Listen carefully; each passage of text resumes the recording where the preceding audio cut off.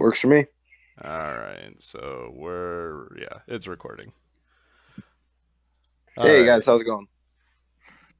so let's see. This one I got a hold of Patrick to talk about the Buhan deck because he was kind enough to say something on YouTube and Reddit. So I got a hold of him and I just wanted to pick his brain about the wonderful deck and how he did at Vegas. So the biggest thing I wanted to ask is how far did you go in Vegas? So I know you made Uh, top 32, obviously, but past yeah. that. Top 32. I lost in top 32 to Ginyu, and it was one of the Hill twins, and he actually like stalled me out game one. So he pretty much just like awakened himself and forced me to awaken using my extra cards, which like I didn't see until maybe turn 6 or 7. So I was already off to a slow start that game, and he just managed to close me out. Was And he then go on. was he playing Ginyu Force Ginyu or was he playing like the No, he just was like four color tricolor Ginyu? yeah he was playing the tricolor Ginyu deck, and then game two, I was off to a great start because like I knew that he wasn't gonna attack me, so I was just gonna awaken with my extra cards. Like I saw them like maybe like turn two, something like that. So awaken then, like double Manaka, double objection, and then at some point he dropped Android 16 on me, so revenge blocker. And by the time I saw my out, which was the Family Justice Goten, it was like 4 turns later. So like it put me like still behind, and then time got called, and like he managed to just close it out. So when time got called, you got beat. Did you get beat 2-0 or did you get time called and then you got it one like with 1-0? No, it was 2-0. Okay, so it was 2-0. Yeah, Honestly, like I was very unprepared for that deck. Like I didn't expect Ginyu going into this event just because like I thought everyone swapped over Mecha Frieza. Uh, yeah, yeah. it just So caught me by surprise. what Ginyu does really well is it does better against the aggressive decks because of the four Goldos. Hmm. So the one speculation that I made is me and a friend talked about is we thought aggressive decks are going to be a little bit more popular, but we thought it was going to be more of the Trunks decks and not the like Vegeta decks. I was expecting Hmm. it to be like blue red aggro, but That's fair. it turned out to be blue green. I think was a little bit more of the popular one. Um, The originator of the Trunks deck, Alan Ullman, he actually goes to my locals, and he actually like quit that deck in favor of the Buhan deck. So I mean that only goes to show you like what he thinks of the format. Now, how did you figure out about just like the interaction of Buhan with Mega Frieza? Because here's the thing, so I made the deck profile video, I think right after Orlando. Because like what Oh happened yeah. is right after Orlando, uh, so so here's how the story went of how we made the deck is Hmm. I we were playing at locals and we blew through a tournament because the first time we saw Mecha Frieza, like a week or two before it came out, we started playtesting Broly Mecha Frieza. So we Yeah. were just like playing just straight a crap ton of green cards so we could play Broly on curve every single time. Hmm. So like we cut booze to play Krillins and shit like that. Just so we Okay. can so we both made the exact same deck, brought it to locals, crushed the locals, brought it to the next locals, crushed that locals, brought it to the third set of locals, crushed that locals. And then I think it was either a whim or something. We thought about I remember like a week after that, I just randomly messaged my friend. I was just like, what if you play, like we were thinking about like different variations you could play. Is like, what if you just play the Buhan package that one of my friends originally brought because Shinron's Lair put up a starter deck Goku list that was playing Buhan. So you just Yeah. like, but they were only playing for the miraculous Gohans and then just like the Buhans that you slide it under and do all that cool stuff. Hmm. So I started looking like a bit more at the list and then I just like sculpted one out. And then we play tested the one that I sculpted out and it just crushed the Broly version. Yeah. So we're just like, oh. So that deck proceeded to just stomp another round of locals and it Right. was like me and two other friends that were playing it. And then eventually Orlando happened And when Orlando happened, the promo Gohan went up. So so I think the card shop owner was just like, "Where'd you find the deck list for that?" And I was just like, "I don't know. I just came up with a list on the top of my head." And then he mentioned that the promo Gohans went up, so I think they were like 10 at that time. Yeah. So they put a correlation in there. And then Orlando happened, and the deck list came out for that, and there was obviously no Buhan so, Right. in the top 32. So I was just like, oh, so nobody figured it out. So when I saw it was just a bunch of tricolor freezes and stuff like that, then the first thing that popped in my brain was just like, well, I know that Buhan crushes those decks pretty much with ease, with no problem, in my opinion, unless if they're teching specifically against things like Jiren and Boo, Hmm. which at the time nobody really was. Uh, That's fair. so I made the deck, and then it came to my mind. I was just like, all these regionals are selling out. I live in Omaha, Nebraska. So Yeah. there's no close Midwestern regionals. I think the close one's an 8-hour drive, and it's just like it got sold out in like a couple of days. So I was just like, all right, well, I'm never going to these. so, so I just like decided to just put up the deck list that we came up with. So I put up the deck list. It came with some traction. I remember the first day I put up the deck list, people were trying. I was talking to people about it. They all said the deck was pretty cool, and people were starting to buy the big Majin Boos. I Hmm. remember somebody tried to go on, I think, Pro Play Games or something like that, where they had, I think, 5 of them available, and when someone tried to order them, they only had one, like 2 hours after this video came out, and that was like at 2 in the morning. I thought that was the funniest thing on the planet. So Oh yeah, yeah. I mean, I don't know if I uh, was the influencer for that, but I like to, have there's funny correlations to what happened after that video came out. like at least from what I noticed, the community is extremely receptive to YouTube videos, like any kind of like content, the ARG lists. Like anytime someone puts out something that it's like, oh, like I'm doing well with this list. Like you see the trend of like people like buying out the cards. Like I know uh like YouTubers will like mention like a list with like a promo in it, and then all of a sudden the promo will, like double in price. Yeah, I can totally see that happening. But how did you come across it? So preparing for Vegas, I had like over like 20 different lists of like what I wanted to play, ranging from like a Ginyu Turbo, like Mecha Frieza with uh, the reliable captain. Androids. My roommate was the Android player that got second in Orlando. So like I was thinking about bringing like a variant of that. Um, Was he playing Cell Droids or was it Android? It was Androids. it was Cell main decked, but he would side it out game 2 and 3 against Mecha Frieza. But what the leader was Androids or Androids. Androids. Yeah. Okay, that's what I was trying to. Yeah, he played the red green Android variant. Yeah. I remember that one. But I mean, yeah, like I was trying a bunch of different things. Like I knew like red was like extremely good with Mecha Freeze. Like I was trying like a Vegito Turbo build. Like I killed my opponents like on turn one like several times, just bringing out like the 7 drop. It's like when my hand was like insane.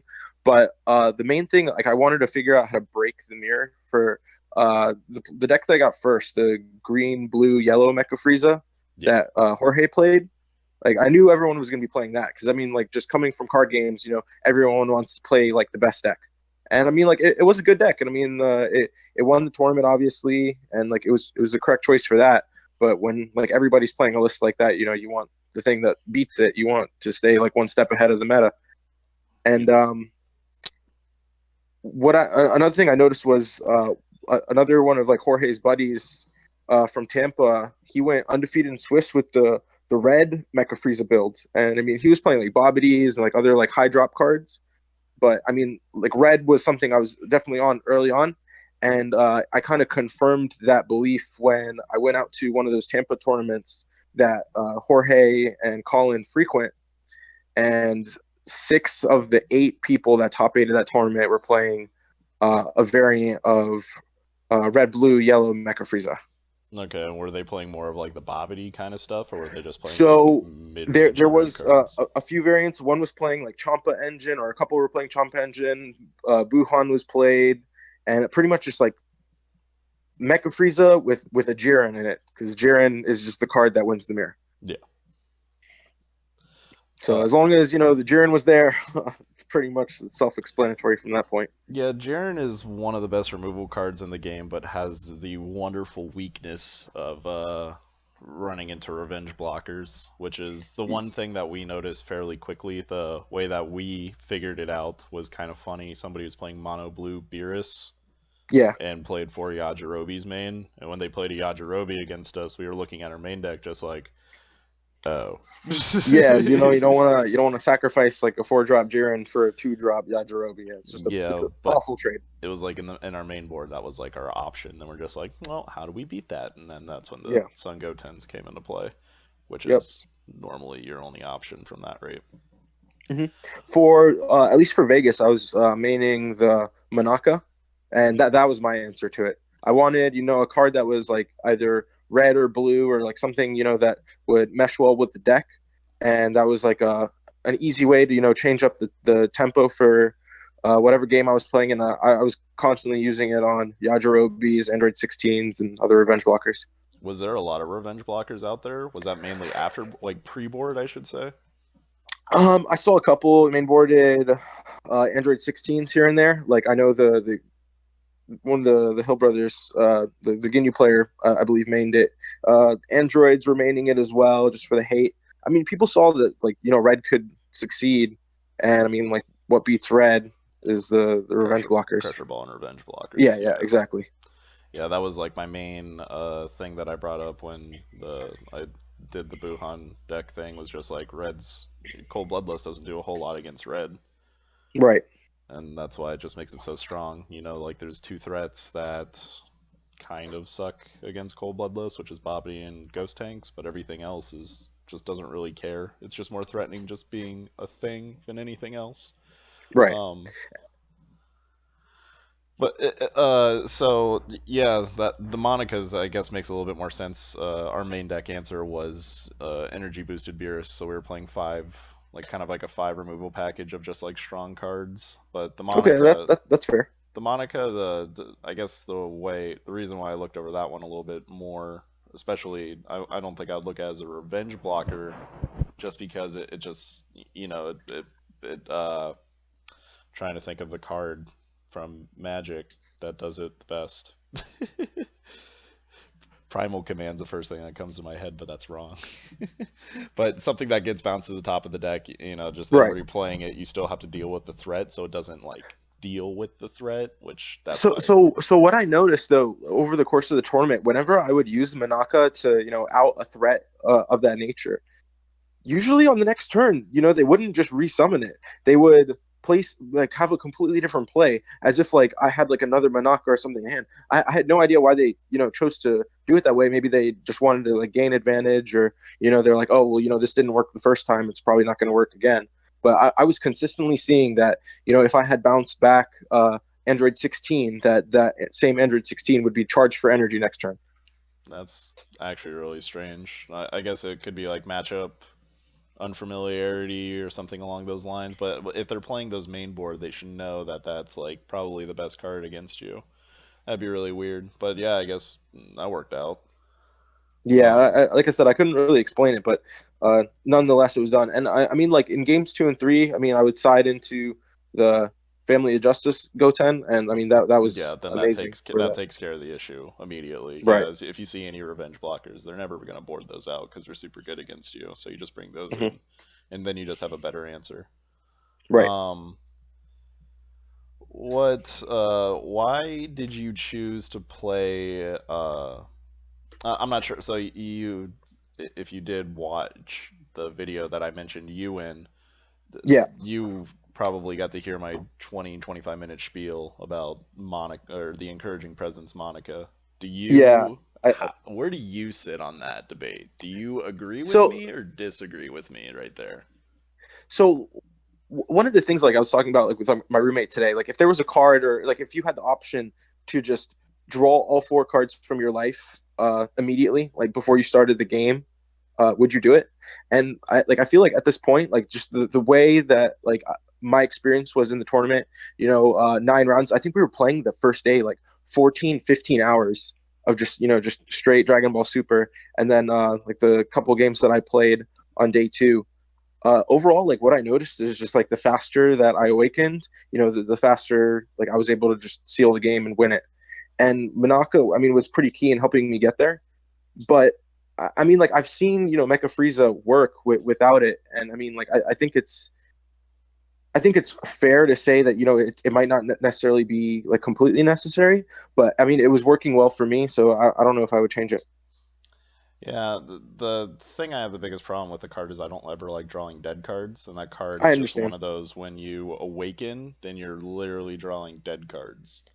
So the way that like I saw it at least was, like I mentioned in my Ginyu matchup, was that my opponent didn't attack me at all, and that was something I noticed like across other players in the tournament is they wouldn't attack me. So if I'm relying on extra cards to awaken, I need to play as many extra cards as I can that help me gain advantage, which I found in objection, which I prefer to see objection over Manaka, just to just field more cards more quickly.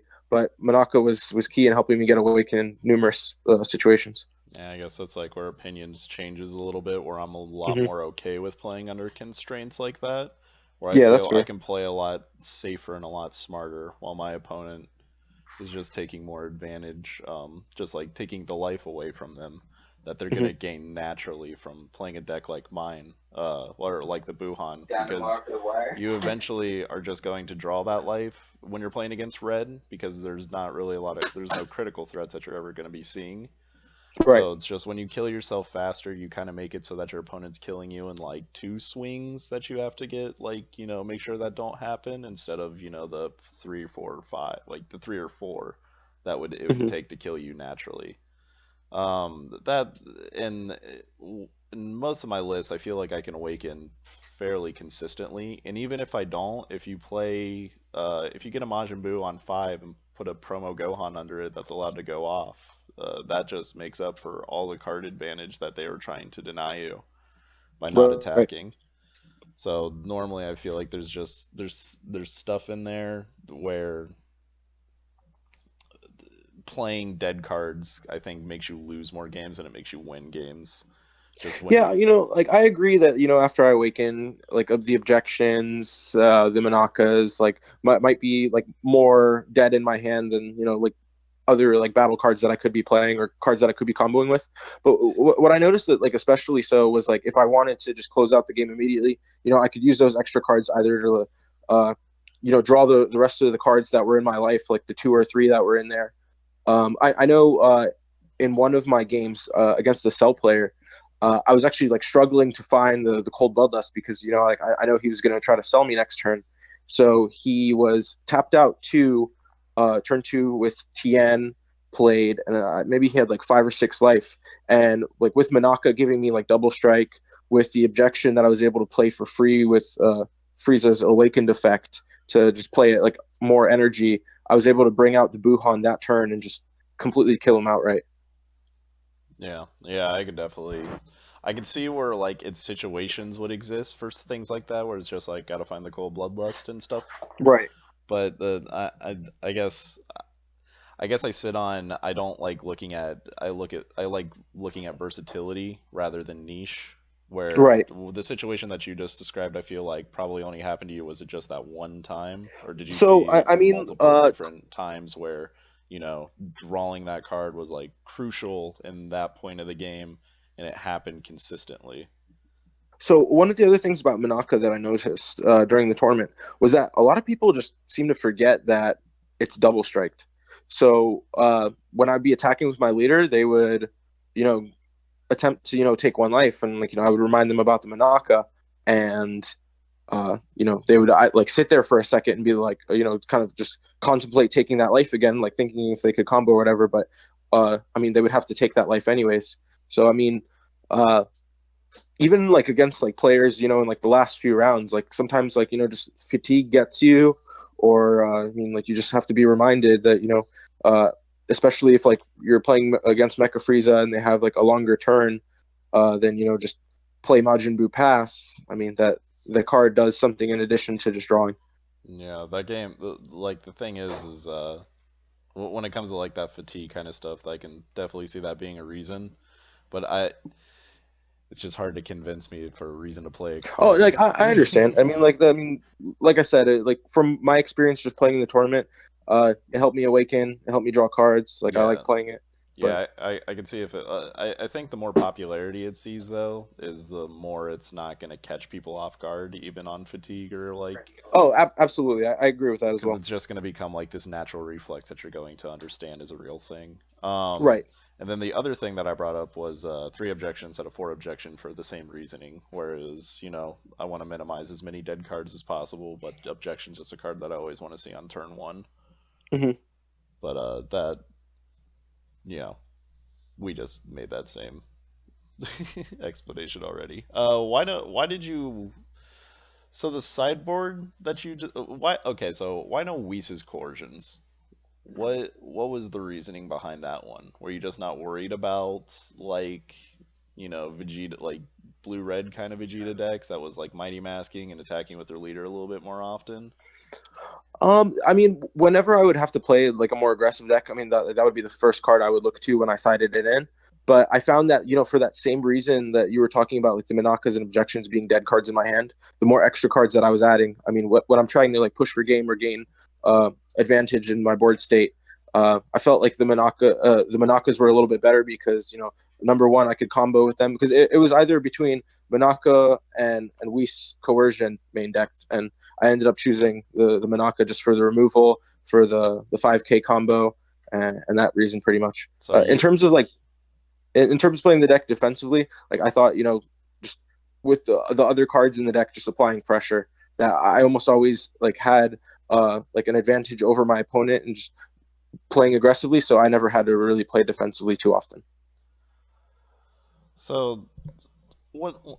Okay, so you just found yourself being more of the aggression instead of more of the Right, control, where the list I think I was playing was more of the just like control the game out, and then eventually you're just gonna play a big threat that they can't really deal with very easily. That was the way right. that we were that like my list was playing it a little bit more, which I think is what Marcus was more on board with as well. Yeah, Uh, that's what I noticed as well. who did better? Was it you or Marcus? So I started out with a better record. He had a tie or two, but by the end of the tournament, I think like one of my losses, he was X11 and I was X2, so he did slightly better. So he did slightly better. Okay. Yeah. Did he well? No, you can't intentionally draw in this game, can you? Or could you? No, not in this tournament. Okay, yeah. So they won't let you ID. That's a reflex that will bother me all the time. Come from too many Magic tournaments. Hmm. What? There was another thing. So the Monicas we kind of went over. Were you not worried about playing Jocko at all? Did you like just not think the card was good enough? Did you not? I thought about Jocko for a while. I think at this point I would cut the Yajirobe, um, bump up a Goten by one, so play four, and then play three Jocko. Okay, you would just put them all on the board. You wouldn't think of Right. anything of them in the main. Yeah, wasn't a bit too big of a fan of Yajirobe during the tournament. For the reason that when I would side it in games two and three, my opponents would side in their Goten's games two and three. So more often than not, it ended up getting removed pretty easily. But I feel like if I were to play it at all, I would have mained it. But honestly, I didn't feel like maining it was the right mana call. Yeah, I could see that. Yeah, that's weird that people were boarding in Sun Goten against you. So See, Sun Goten is also like extremely powerful for the reason that it's a good removal for the promo Gohan, the ability unleashed. were you ever just raw playing the promo Gohan as like Oh yeah. just a three drop? Yep. So I mean, like if I had like a couple extra, or I mean, like I usually wouldn't play Gohan on the Buhan on curve. I would play it maybe like turn six or seven, just so I had energy to like manage my board and Yeah, which have play a Sensu Bean if I needed, or Cold Bloodlust or Crusher Ball if I had to, and not use the energy for my life. yeah, Um, which I made a video when we were playing against the Trunks aggro deck where we figured out that you want to try to leave up one blue energy to kind of save yeah, yourself on crackbacks exactly. when you're trying to play a Buhan. But other decks, like against like green and stuff like that, playing it on curve seemed like it was a little bit stronger, just because their answer to it is playing a Necrotal, just playing like a Gohan to try to kill it. And you just full Right. bloodless that, and then you win the game from there. You Yep. just time walked your opponent really hard. Um, so yeah, I could definitely see playing it a turn behind was correct. So I guess you wanted to just like apply more pressure with the 3-drop. Was red energy ever a huge problem for you? Maybe early on, but that like maybe that was like another I guess positive about the Monaka. I mean, like I was drawing so many cards that it really seemed like I was drawing the 7-drop Majin Buu like it was my job. Like many times, like I would look in my deck and there would just be one there. But no, I didn't really have too much of a problem finding the red energy, honestly. Okay. Yeah, because the way that we kind of fixed that one was we were playing Hercule. So Hmm. instead of like the Monicas, we were playing a card that can tutor the Right. the good Boo, and normally you can Hmm. shuffle away all the bad ones that you're probably going to see with the Yeah. the draw 7 effect. And the biggest thing was that it was a red card. It was also a 0/5K, which was like That's fair. it was one of those things that really helped with consistency. So when we wanted to get it out on 5, we can super get it out on 5, and it always made sure that we had it on 6. And then we'd kind of just sit back on 5 different removal spells. The the way that I kind of took the deck versus the way that you kind of took the deck is I went more of like I went more like mid-range control-ish, because that's I guess fits my playstyle a little bit more, but you went Yeah. more of just like try to pump it out as fast as possible. And the aggro, I feel like the aggro decks were probably a little bit rougher on game ones, but then like your game two and game three is where you kind of came back a little bit stronger, just because you got the counters against all that garbage you have to deal with that they're trying to push out on you. Yeah. That's fair. Is that what it felt like for you? Did you feel like anything that was like trying to, like the Kaba decks, all that kind of stuff that was playing more So aggressive? the only thing I lost to in Swiss was it went to game three between me and Alejandro Mena, the guy that won Hartford, and he was playing a really similar deck, except he wasn't playing the Buhan. He was playing red at a much lower curve. So I think the highest drop he was playing in his deck was maybe the 4-drop Jiren. So he was, instead of playing the Buhan, he played a couple Furthering Destruction Champa, a playset of Kaba, and the Super Saiyan 3 Son Goku promo. And I mean, like it was pretty cool the way his deck operated. It would just field the Gohan promos and then just pretty much just pump them up with the Gokus and just save them on his turn. He played the whole negate package just to pretty much like protect the castle. Yeah. Well, how many counters was he playing? I believe just the 4 Bloodlust, the 4 Whis. Okay, so he's playing four So bloodlust. it ended up going to game three with us. The Gotens were like extremely effective. Like I honestly didn't expect to play like the mirror, like a red Mecha Frieza. So it was a pleasant surprise.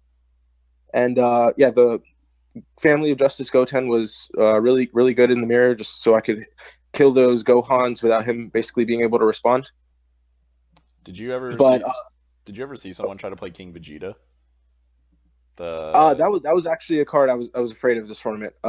Just because like of how lethal it can be, and I mean like I can't respond to it. I can't even.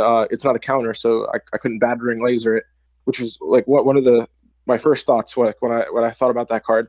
But I never had it played on me. I did have um, Enraged Gohan's Awakening played on me, the 2 cost extra card. yeah, drop a card and kill something. Yeah, that got played on one of my Buhans, and I mean, like it was okay, but I was already so far ahead that it didn't matter. Yeah, that happened to my friend 3 times on 3 Buhans. Hmm. And he had to play the fourth one. He had to evolve it. It was really funny.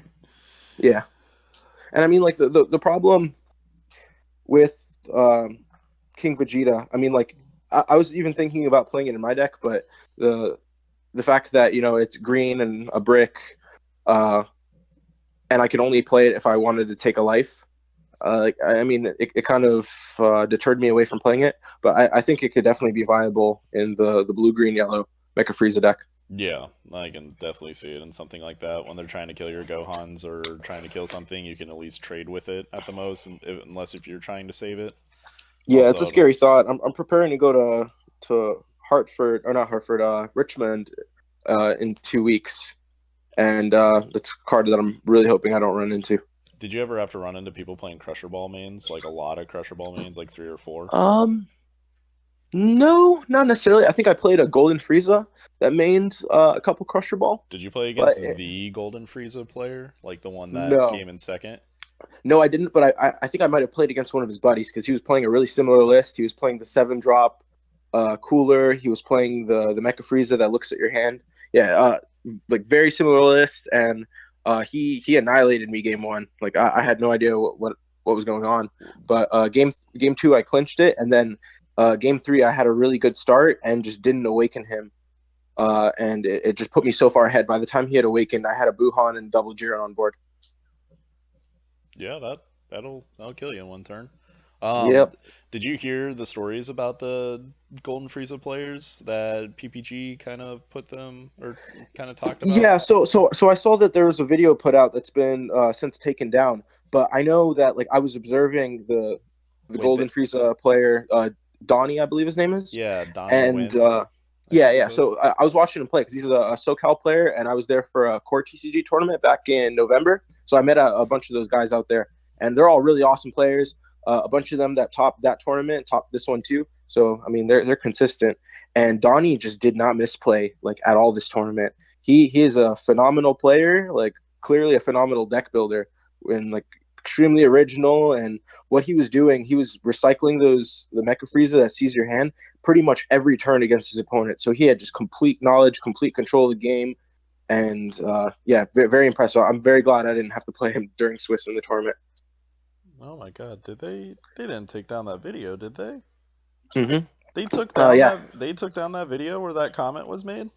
yeah, yeah. They absolutely took that video down. So Oh my the God. things that they were mentioning in the video, I'm sure you saw it. That occupation of destruction Frieza works well with avenging Frieza, and like other things that you could like pop the boo with Frieza leader's effect to untap and draw one. Just a bunch of really like, I mean, like you could tell they didn't really like understand what the deck's purpose was or how the deck played, and like it definitely showed a lot of inexperience when it came to that particular leader.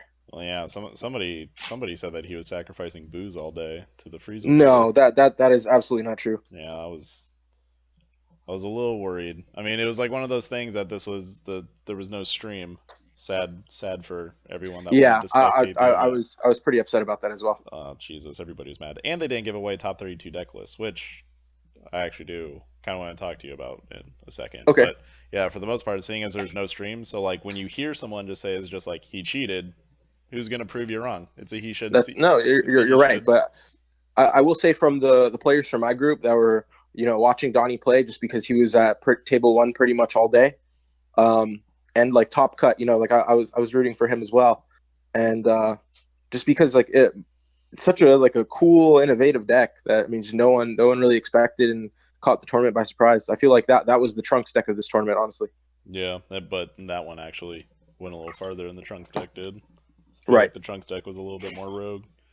Hmm. Um, yeah, that one was really interesting. I don't think anybody was expecting that one for a long shot, but yeah, worked out for him.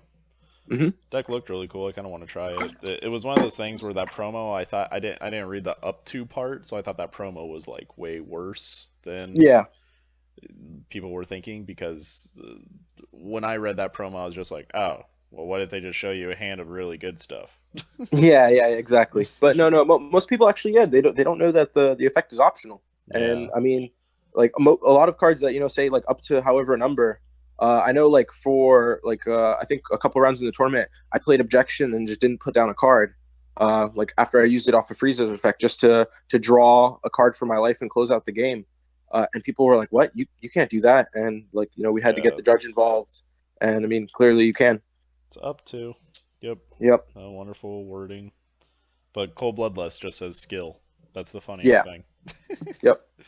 Uh, so the one thing I wanted to mention was the top 32 deck lists. So I recently had a discussion. I have other friends who want to make videos, but we had this discussion of how the event was run. And the Yes. one big thing was from a spectator side is that they didn't show top 32 deck lists after day one to the Yeah. public. Yep. Now, did you get top 32 deck lists for being in top No, 32? no. Unfortunately, I did not. So Okay. the purpose. I want to talk about the purpose of like the top 32 deck lists. So when there's a stream present, if you have like a player like the Trunks player that's like on stream for multiple rounds, during Swiss, you have the people that are like finishing the rounds early and like watching the stream, and they have like an unfair advantage against his deck because they're watching him play, they're seeing the cards that he plays, they're seeing what he sideboards, and they're gaining access to information that they wouldn't have had otherwise. So because there was no stream, this advantage didn't take place. So Jim, the owner of ARG, basically made the decision to not disclose the top 32 lists until after the tournament, after everyone had played, because the unfair advantage wasn't present. Now, here's where I want to say that that is the reason why they started handing out deck lists, especially in Magic, was because of the people on stream did have a disadvantage. That is Mm-hmm. true. But there was another reasoning, which is scouting. So giving out deck lists on for top 32 was a something that they did when there was a stream. But even if there wasn't a stream, it should just be something that should be continued to happen because I agree. scouting is a real thing. No, I The absolutely the agree. biggest argument I made was so I think 7 of the 8 pro player games players top Yeah. 8 or top Hmm. 32, Yep. and the argument that I made was like, what do you think that eighth guy was doing? That guy wasn't just, rooting for his team. He was probably told to go watch top tables in future matchups. That's a fair argument. I mean, like I know, like from being present at the tournament, he like that ace player was like at the top tables. He was playing, and I don't know if it was like tiebreakers or he just had a couple bad games, but no, he didn't top unfortunately, and he was like a former like Yu-Gi-Oh champion, so that's another little point of interest there. Yeah, so But if he has experience in card games, scouting is easily one of the best strategies to give someone, especially where they yeah, don't hand out deck lists. But to yeah, prevent I don't disagree with you. but to like have a tradition of like the past regionals that were put up on a stream to like hand out deck lists, hand out deck lists, hand out deck lists. Oh, there's no stream. What are we gonna do? Not hand out deck lists. That's That's it. fair, Just and it just I'm going seems to say like something a little controversial. I think that even if there was no stream and we were handed out deck lists prior to the top cut, that the results of top cut would have been severely different. I could see that being a real thing because I feel like the I feel like someone could have gotten more wins by knowing what his opponent was playing, but his opponent not knowing what he was playing, which can Yep, happen absolutely. by scouting. And Yep. scouting is one of the easiest tactics on the face of the earth that you really can't do anything about unless you make everybody play in a polling booth, Yeah. which isn't going to happen. Right. I mean, it happened. Yeah, that was like the big thing. I think that's also a reason why Magic tournaments started doing that. Is they started handing out top 8 deck lists to everybody, just as it's just a common courtesy just to prevent anything like that from happening. It's better to cover all your bases than to just have like, oh, there's no stream, so we're not doing this.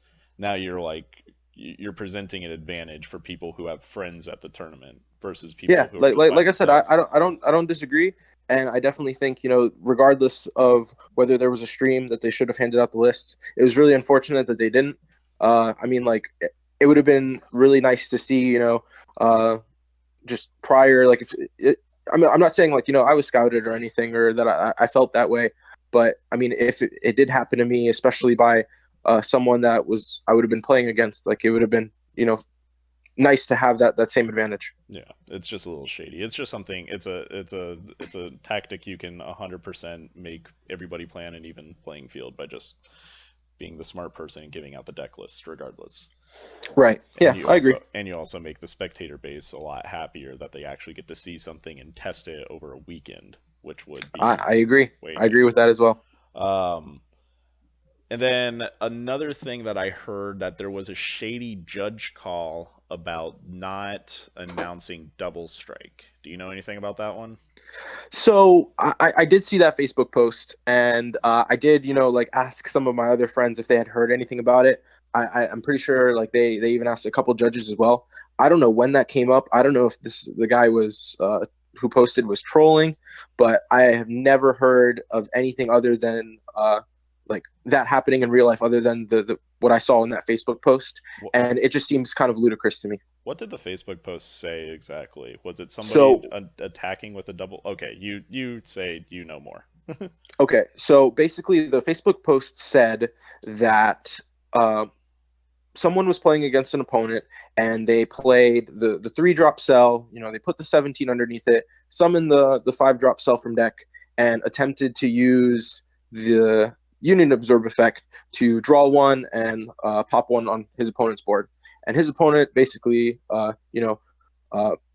told him that he didn't announce that he was using the Union Absorb effect, so he doesn't get the perks of having used that effect. That he, for some reason, that this mechanic that's included in the game by the designers, you have to declare that you're using that effect, even though like his opponent clearly saw him put the 17 underneath it, summon the five drop from deck, and that he doesn't get that effect.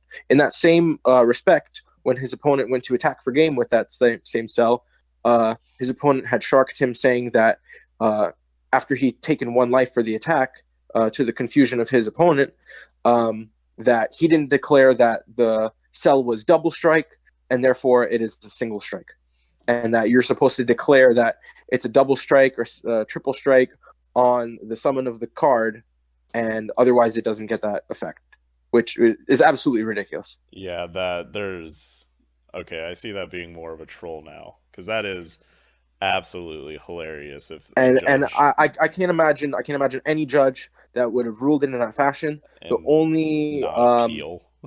yeah, exactly. Like maybe the only scenario where I could even entertain that this actually happened was that this was somebody that was new to the game, was being taken advantage of by a player that was participating in dubious um, tactics to try to win the game, and maybe if there was a judge call, that it wasn't a real judge, or it was a judge that had been maybe like associated with the person making the call in any way. But otherwise, I just don't think that's true.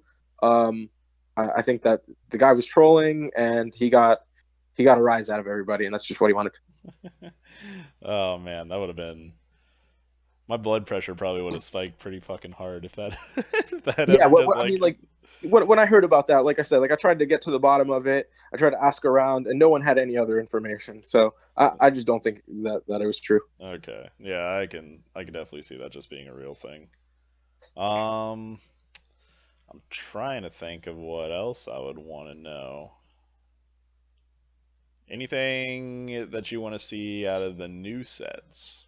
Heroes and Villains is coming out.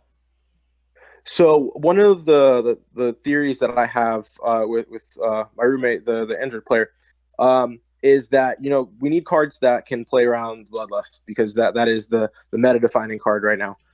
In addition to the Cell, who defined the meta for Hartford, Cold Bloodlust is defining the meta now, and anything with a cost of 5 or higher is just really um,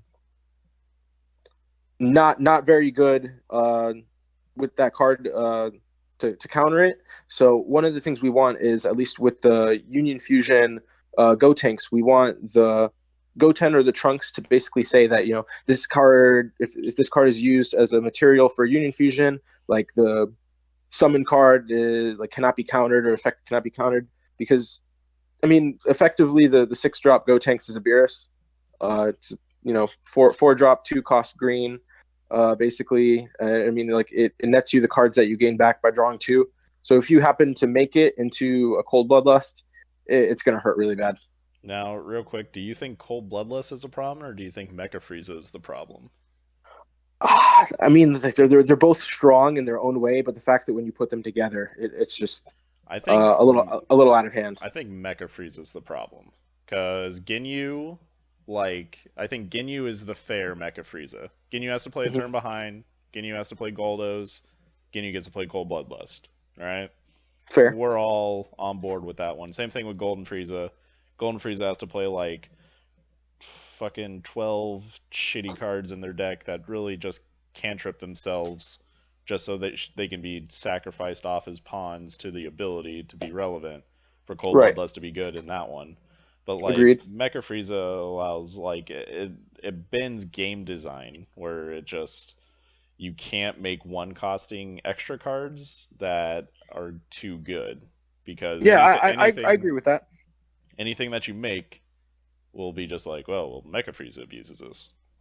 So in the same way that it limits the card design by them not coming out with strong one cost or two cost extra cards. At the same time, we're seeing right now a format where like a set one format, you'd have these five, six, seven drops to close out the game with. And I mean, like, granted, I play a seven drop as well, the Majin Buu, but I'm never summoning it for seven. Yeah, you're always So getting it out there for. you have this entire you know cards with the costs of five and higher that are not seeing play whatsoever because of cards like Cold Bloodlust exist. And I mean, I definitely agree that Cold Bloodlust is a fair card, but and Mecha Frieza makes it more broken than it needs to be. But at the same time, like I want to play like all these other cards as well, and like know that there's a way that I can try to play around the Cold Bloodlust. So if there was a way that my whatever I'm playing, I could negate the activation of Bloodlust or something like that before um, the card is able to be played, or if there's a way that I can field multiple threats in one turn, which is like the reason why Cold Blood is so good. Then like that's something I would love to see from Heroes and Villains. Yeah, the one thing that I would really enjoy if card design goes farther is like a bad ring laser, but on a creature kind of ordeal, Okay. where Yeah, it's yeah, yeah, like yeah. play I agree with that. like a 2 mana Bulma, something that can be removed, but while it's on the board, it has a very good effect against things like Cold Bloodlust, bad ring lasers. Like it can counter a counter kind of deal. Yeah, yeah, yeah. I agree that there definitely needs to be more counters that are accessible with decks from other colors, so you don't have to splash yellow in order to play it.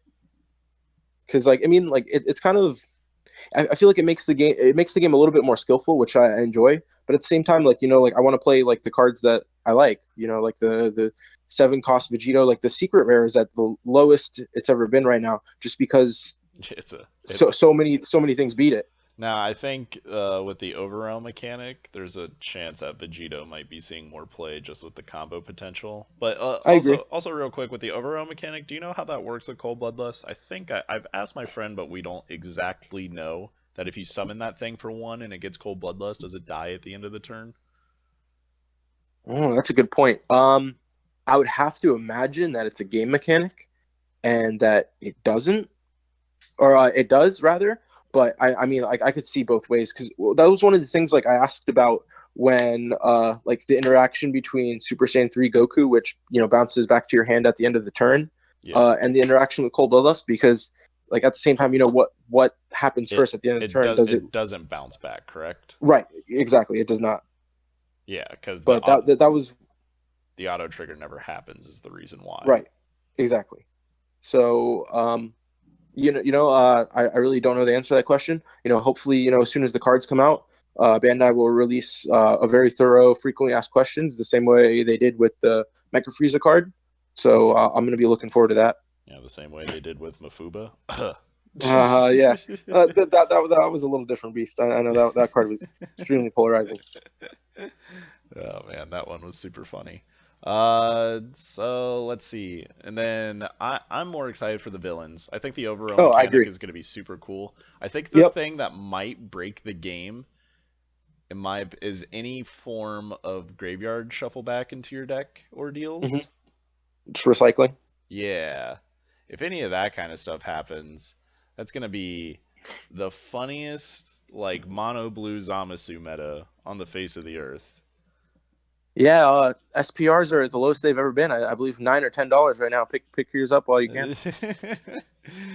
I don't think that they're going to be doing anything like that. Though the one thing I'm also worried about with the overall mechanic is that return from a different dimension kind of card gets made. Oh my gosh, that's actually something I'm hoping gets printed, and I've actually had a conversation with You Scotch want about that it. to get printed? Yes, Oh, I you absolutely do. are nah, you're a monster. Don't. So maybe I'm just trolling, but honestly, I never played that format when that card was, running rampant. But I don't know. I feel like maybe for like a tournament, it could be pretty hilarious. Just Uh, just one format to just uh, show everyone, why you need to put like actual thought into designing cards. yeah, And give it 3 years till the DBS unset comes out, and then you can go ahead and make the return from a different dimension card. yeah, that's so funny that you bring that card up because yeah, I did have like a whole conversation about it, and I think I said it more to Scotch to like rile him up a bit because he had a really similar reaction. He's like, "Oh, I'm gonna be so mad if like you jinx this and a card like that comes out." It better not. They already messed up with Mecha Frieza, dude. Like for a game this young, it's gonna happen if they do something that like what happened with Force of Will, where they print one card and it just ruins Mhm. everything. They're like really close with that with Mecha Frieza. It was like really close to just like I thought they ooh. were close with the 7-drop cell. You think they were close to the 7 drop cell? But I really, I really do. they made Cold I Bloodlust, and there's a correct way to play around it. I that, think it makes you better as a player the more you can no, consistently beat Cell. it definitely can be played around, but I know like plenty of decks, just lose viability like in a format where cell is running rampant.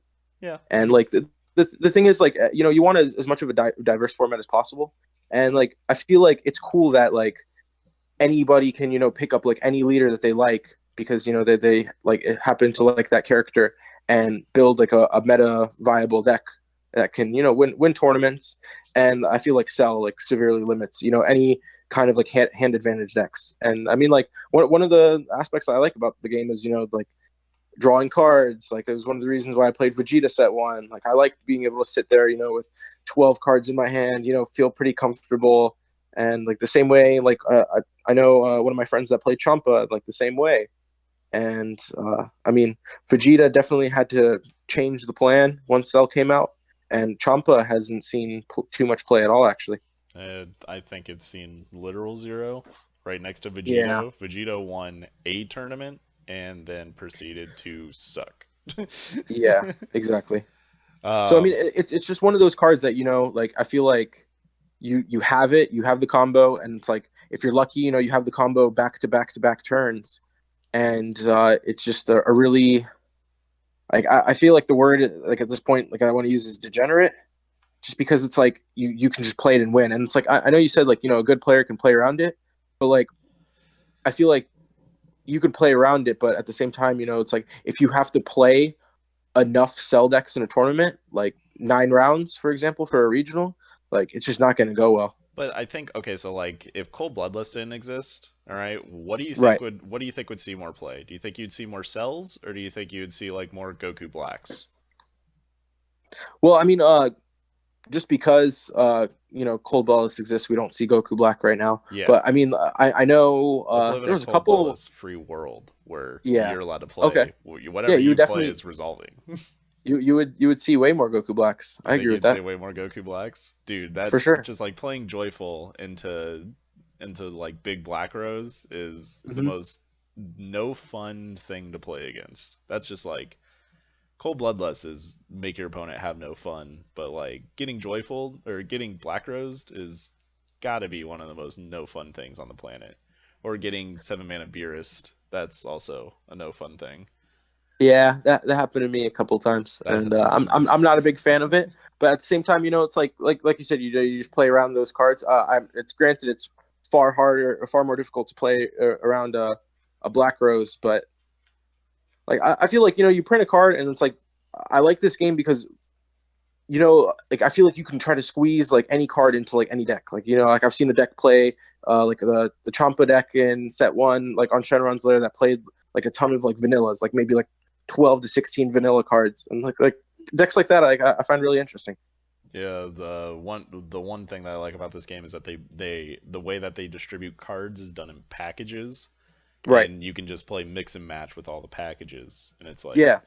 really fun to do that kind of stuff. Absolutely. Absolutely. The one deck idea that I want to try is playing starter deck Goku with Sacred Guard and Mighty Mask thrown in there, and Hmm. just like tutor up everything on the like under the sun, and just like play fairly strong cards that eventually curves out into like a Here to Save the Day or a Whis.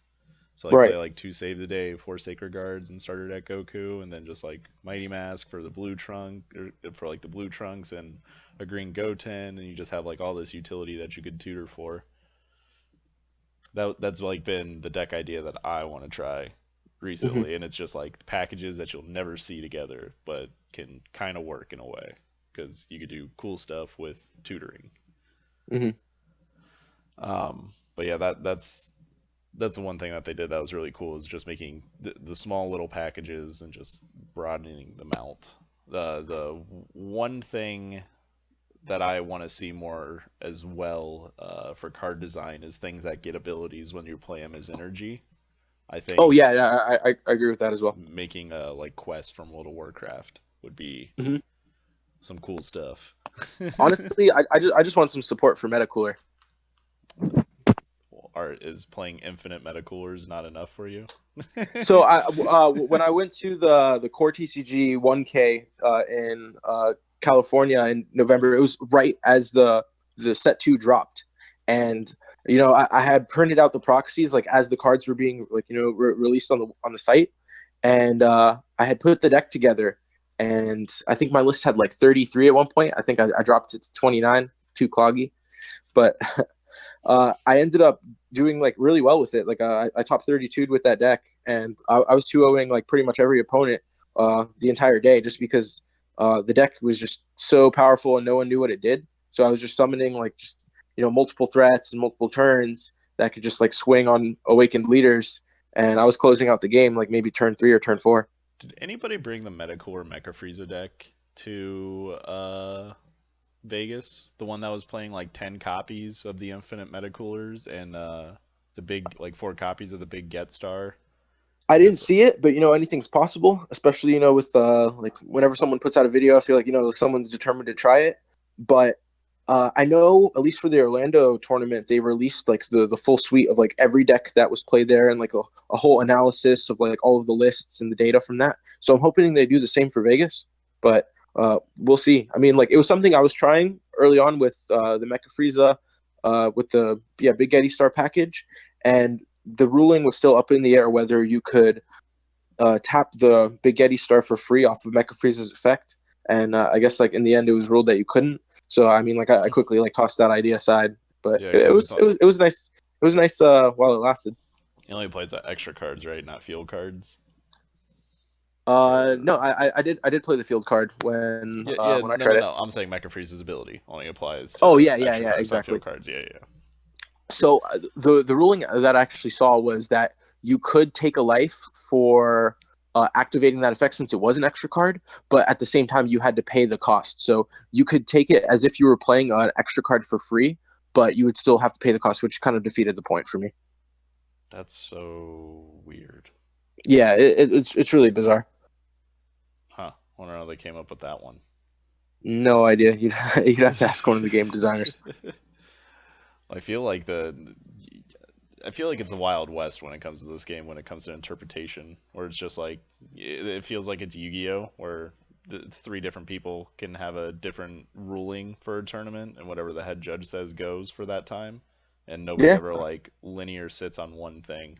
So that was the one thing that they yeah, did was good is make the card Q&A to kind of make that a little bit easier, right. but it's you need to lock up that translation and start Yeah, making that that, that everything easy to understand.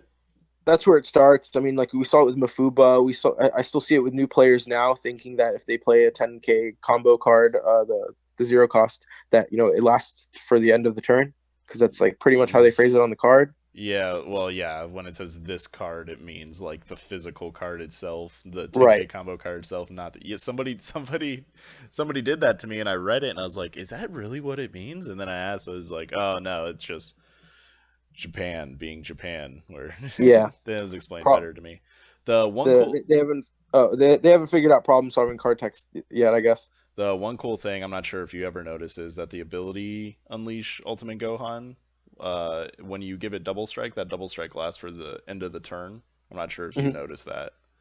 Yeah, yeah. I We mean, we thought it's it it's not was something like that a came up, but it's cool. well, it's something to like the end of the battle, but it's really cool. Like if you're trying to push for game and they're at 2, you attack, do double strike, and then they like counter it or something or live through it. And Hmm. then the next time you attack, you can draw a card and it's still for 2. Hmm. Yeah, that was cool plays. Cool plays that can happen. I never realized it was till the end of the turn until it was the same conversation where the 10K is coming up. So I thought that was like kind of funny. I was like, oh, I'm learning about this game all over again. One of the things that I didn't realize until I think like the morning of the tournament is one of the things I like to do is like before a tournament I'll just read over like every card in the deck just so like I have down to a T what every card does. Was that you could put any battle card underneath the Yeah. 5-drop cell, Yep. the 5-drop Majin Buu, and summon the 7-drop, which I thought was really interesting, and it never came up because I just always had a Gohan in hand whenever I would play it. But I mean, it's cool. Yeah, that I've done that to someone before. I put a Jiren under a 5 mana Boo before and attacked with a 30k attacker when they were at 1 twice, and that was like that's what seals the deal. Yep. Did you run into any cell absorptions? No, I don't believe I did, but I still I feel like that deck, um, like it's definitely scary, but I don't know. I'm not too worried about it honestly. Like I feel like it's a kind of an unpopular pick for like any tournament just because it's not really fun. Like I'm friends with one of the people that played that deck in Orlando and topped with it. He was the guy that played Trey Faircloth on stream and just like decimated him. But he told me like as he was playing the deck during the tournament that like he quickly dropped it afterwards just because like he just wasn't having fun playing the game. Was he playing like the Brawly package as well? Was he Yeah, playing the everything whole that says Broly discard? package, The um, very similar list to what topped Vegas. So the list that I was more on board with was like a list that was playing 3 or 4 of the cell absorptions in the main board, but you're still playing like the Go tanks and just all the tempo cards and just like kind of Okay, cut out the Brawly package just because it's okay, so green heavy. So I didn't yeah. know if anybody brought anything like that, one that kind of it just has like this casual 5 mana Brawly sitting in its deck, like that you just get to, you discard 2 just out of nowhere. No, I didn't see that, but I mean, like that is a like a cool idea, just because the cells absorption is the plus one basically. Yeah, I like that you have the plus one conversation. That you heard the plus one conversation. Yeah, yeah. I mean, like it's a card that like it reminds me of like a really powerful Yu-Gi-Oh card that got banned like pretty early on, Delinquent Duo. I don't know if you're Yeah, familiar with it, yeah. I but play. I I played mean, Yu-Gi-Oh at the very beginning of the game, so like I yeah. So was. Duo was insane. I mean, like I still play like Goat format with like some friends from time to time, and that card just Yeah, seals the deal. card decimates. But I mean, like you still get things like Graceful Charity and Pot of Greed to make up for it. So there's Yeah, exactly. there's better stuff in there. But when your Uh, opponent's down to 2 cards or something, and you just rip out those two 10K combo cards or their negates, it's deadly. so is there any deck ideas that you want to bring up outside of what we already talked about? Other than that, Honestly, I don't really care about the format right now, just because it's only going to be around for like another couple weeks. I mean, for Richmond, like I'm probably just going to end up playing something similar to what I played in Vegas. Maybe just like tweak it, just based on my results from the tournament.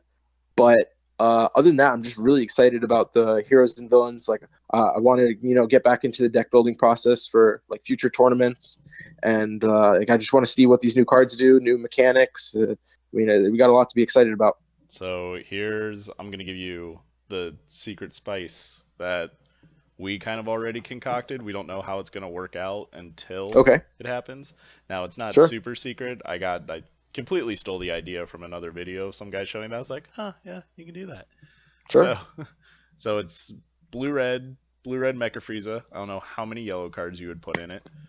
okay, But it plays the 4 mana Portera card where you get rid of a Goku and a Vegeta in your hand, and then you yeah, get yeah, the yeah, five yeah, mana, and then you attack with the 5 mana, and then you mill 10, and then try to get a big Vegito on there.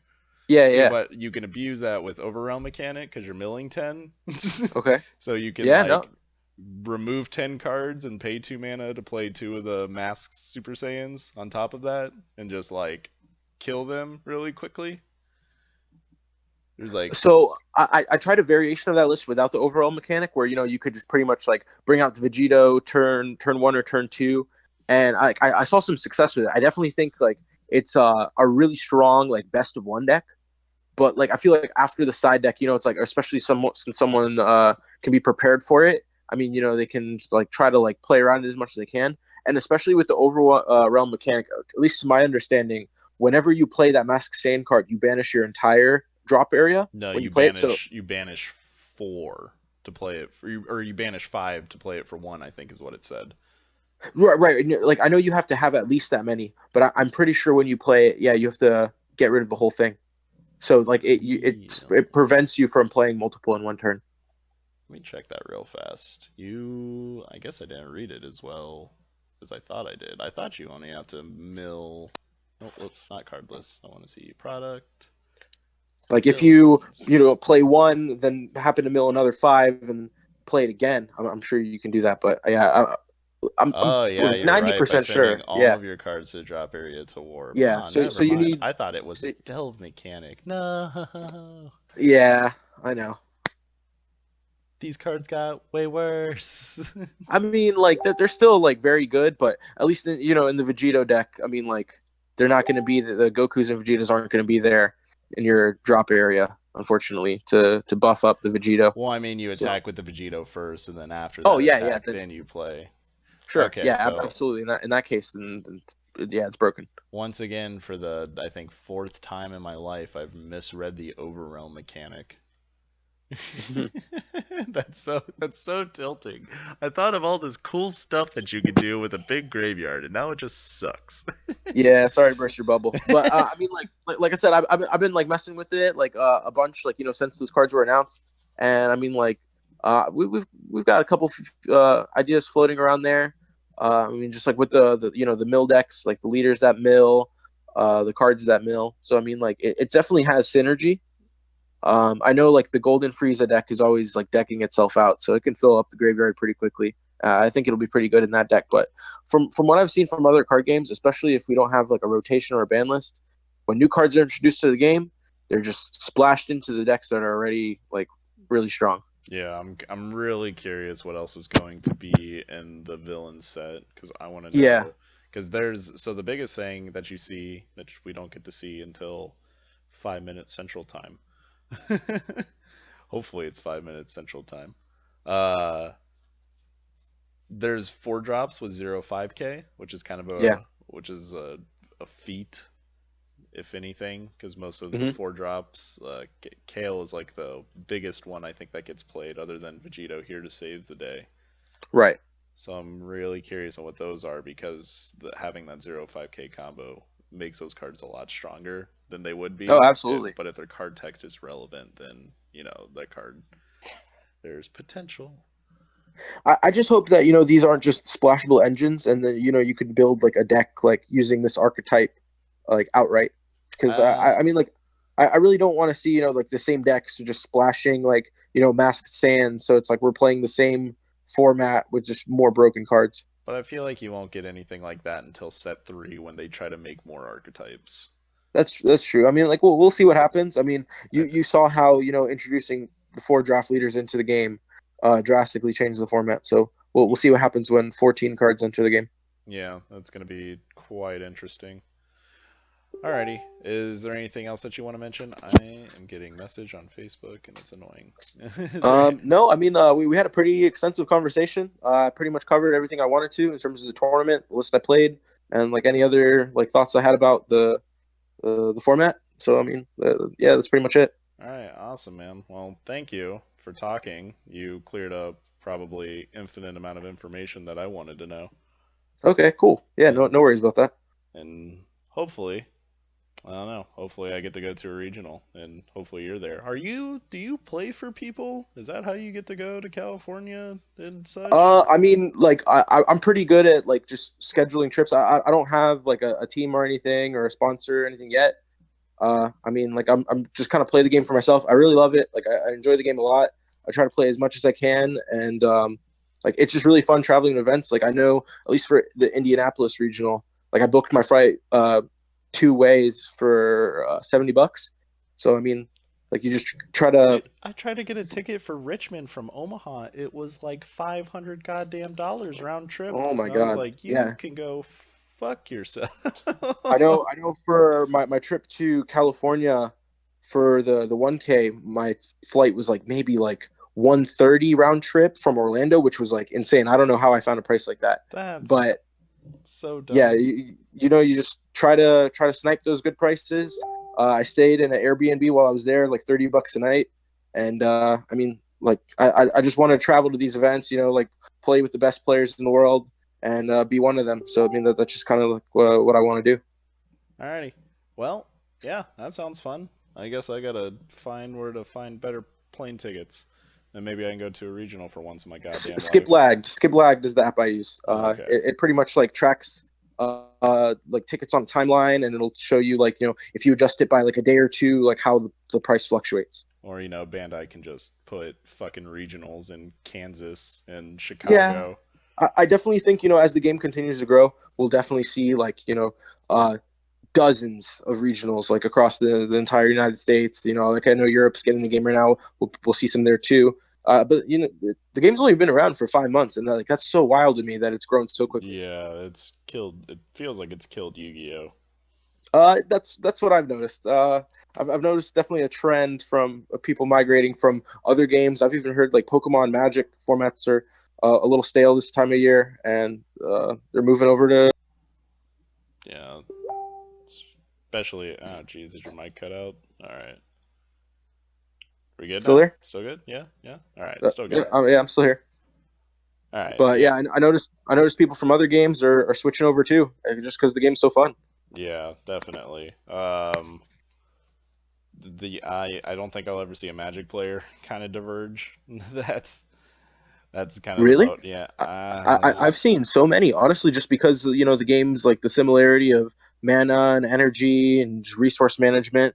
I've seen quite a few players, just kind of dabble into the game, and they're probably some of the best super players I know. Yeah, I feel my Magic community might be a little bit different, so I'm basing it off of different information. We Hmm. have, if you want to, we have super competitive Magic players here, so Okay, it's one of those. There are they get around. It's that's very fair. very tight out here in the middle of goddamn nowhere. Yeah, yeah, I understand. Alrighty, well I think I'm gonna wrap this up. I think we got infinite amount of information. Um, and I guess we already got final words, unless if there's one more thing you want to say. If not, I'm gonna hit stop. Nope, that's pretty much it. All right, awesome. Peace. All right, have a good one, man.